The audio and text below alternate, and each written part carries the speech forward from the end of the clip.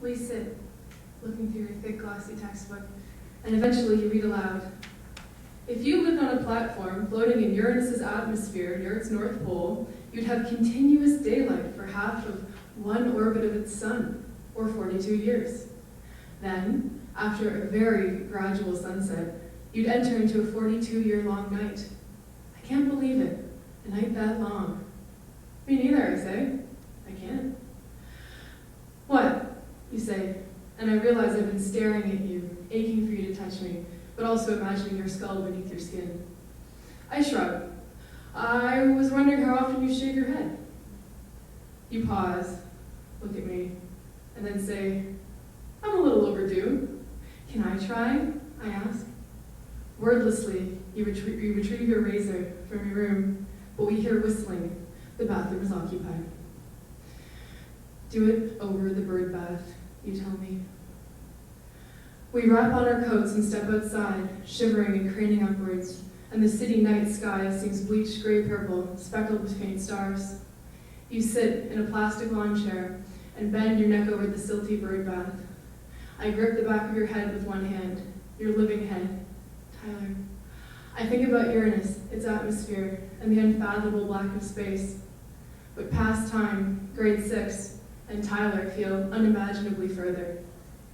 The moon, the roof, and your dreamy upturned face swim sickeningly close. I drag the razor along your scalp, and unmoored and trapped, I say, let's imagine you were born alone on that atmospheric platform thing, at the start of a day-night Uranus epoch thing, And would you prefer to be young for the day or for the night? Day, you say, keeping very still. I love the morning. You had told me that Tyler died in the morning, but at 3 a.m., as dark as it is right now. He didn't see the real morning, gray, and then white, and then righteous. But maybe he heard the early bird noise through the winter vacuum. I hope Tyler woke to hear the birds and forgot the talk of low blood count creeping around the glass dining room doors. Those sparrows hailing the dark new morning, as yet innocent for as long as he would know it. And when I'm finished, you examine your shucked skull a bit at a time, using both of my smudgy makeup mirrors. I watch you assess the shiny and slightly bleeding skin that goes all the way over your head. You look at me. What about you, you say? Day first or night? And the answer comes over me like a shadow, night. I imagine months of dawn tendrils painstakingly blessing my 41.6-year-old eyes with miraculous sight. I imagine joyfully learning of the 24 moons pushing swift shadows along my platform, circling the green gaseous world with me 90,000 kilometers up. Don't we all trade youth for knowledge, anyway? And probably it's the lucky ones among us who aren't anything at all. I imagine thinking and aging alone on my platform, with the passage of years changing the methane-rich sky to red, as if in sympathy, then growing dimmer and dimmer, assisting my months-long farewell to the moons, my old friends, and to my own rich age of sight, of experience. In the morning, you fly back to Michigan, and that afternoon I close my office door and start writing. I don't love anyone like I love you. I've never loved anyone like I love you. You're an elemental fact of my life, like fall changing into winter. You're a luminous, beautiful, kind soul. I've never met anyone like you, and I don't know who I'd be if I hadn't met you. I'd be someone else.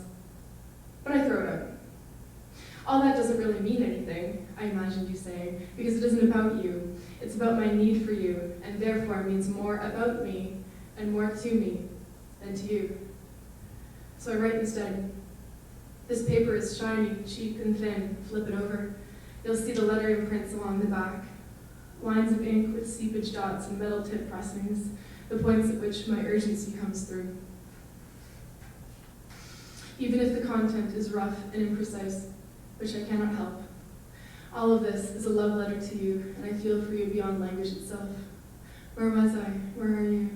Sometimes I drink myself asleep, imagining you waking to the day, seeing the sun rise against the clouds, boiling water for your coffee, choosing clothing, sipping from your mug, and watching the rain begin, looking for your umbrella. You won't find it, I haven't. All mystifying magical acts to which my crab walking through life, quietly bleeding my hours through the client files on my desk, forms a shadow. I want to resist, like you do, to leave evidence of my presence, of the unspooling, quick-melting specificity of today. Where was I? Where are you? Leaving the office, I shuck my sweat-lined coat, walking through curbside trash, posting one more letter. And the bus comes right on time, hissing open doors for me.